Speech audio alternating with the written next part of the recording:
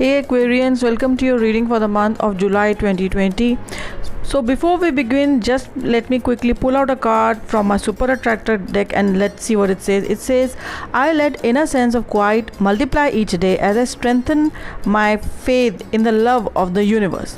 And before we begin, remember to watch the Feng Shui tip on how to increase the energy of your house. So come, join me as I take you on a journey of tarot cards and planets, and let us see what this journey holds for you for the month of July 2020. So the first card which I have for you is the Eight of Swords. You feel bounded and blindfolded, but you have the resources to change the matter and understand that this is a temporary situation, and with your logic you can solve and possibly also avoid the situation. In the beginning of the second week only, we have the Guru Purnima, which is incidentally also following on the day of an eclipse. So we have an eclipse also, as well as we have the full moon on the same day, making it a very powerful combination. And this eclipse is going to begin from 8:37 a.m. to 11:22 a.m.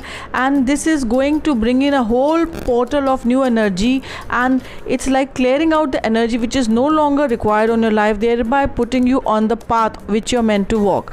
And now let us see what the second card is there for you. So we have for you here the Queen of Swords. So this is a court card. This shows an independent and a single woman with authority and power.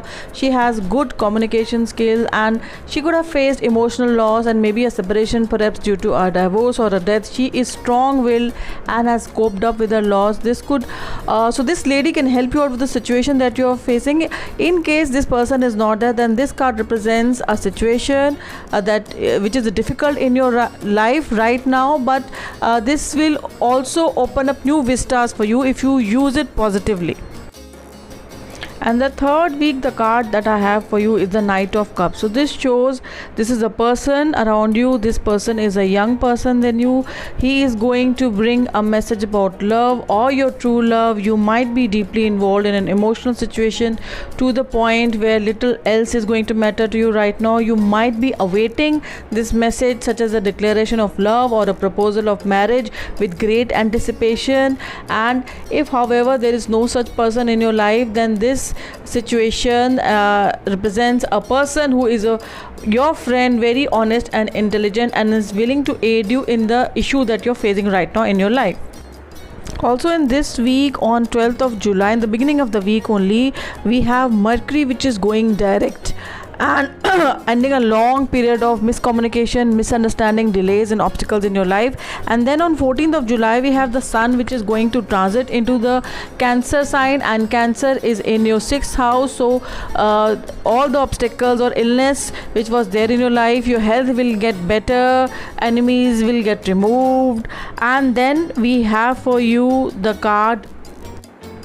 Now this is another court card, Knight of Swords. This also represents actual person around you. So this is portraying somebody who is your nephew or niece or a team member younger than you, and this card represents that some kind of bad news could be coming to you, and this implies lot of energy or anger. You would be justified in your anger, but remember that this is a situation which you should handle with diplomacy, else things can go really bad. And also it implies that you need to focus on your own intellectual pursuit, and you might be also neglecting other facets of your life. You might also be too forceful with your ideas, and as a result you are antagonizing other people around you. Diplomacy is the need of the hour. Do remember that. And the last card in the last week of the month, we have the Chariot. So you can see there are two opposing factors. There is a black horse and a white horse, and also this person is on a chariot. So this implies that things are going to pick up pace in your life, and suddenly things will start to happen, and you will have to remain totally in the moment all the time so as to stay on the track. And this is the situation where you are completely totally involved and very happy also. So whatever task you have right now, you will be able to complete it, and the pace will be faster than usual, but you are so much attuned to the rhythm of it and keeping up with the constant changes that are happening in your job, in your relationship, or maybe in your community work or worldly involvement, that you will be able to adjust any kind of minor adjustment that's need, that you will be able to make. However, in case you are entering a relationship with somebody, understand that that will also fizzle out super fast. And now for tip of the episode. To energize your house, you can keep various crystals in your house, in the southwest area of your house or the northeast. And also you need to ensure that your house is well lit. Make sure that not a single corner of the house remains dark. Even the storeroom and the garage should be kept clean and tidy, as well as lighted up.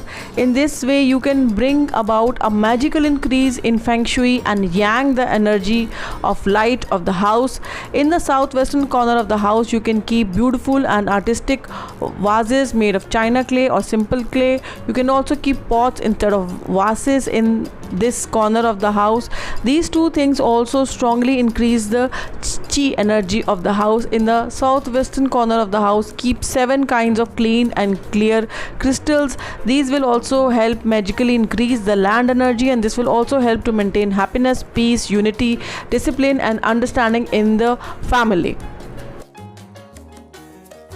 So when you keep the crystals, you have to periodically cleanse them. To cleanse them, you just put them in salt for 12 hours overnight in your mandir, and in the morning you take them out and just then you use them. These crystals, they help to remove the negative energy that is there. Watch out for all levels of Reiki workshop open. So that's all, my dear Aquarians. Here's wishing that the upcoming month fills your life with positive energy and removes any kind of negative energy that is. Until the time we meet again, this is me saying namaste.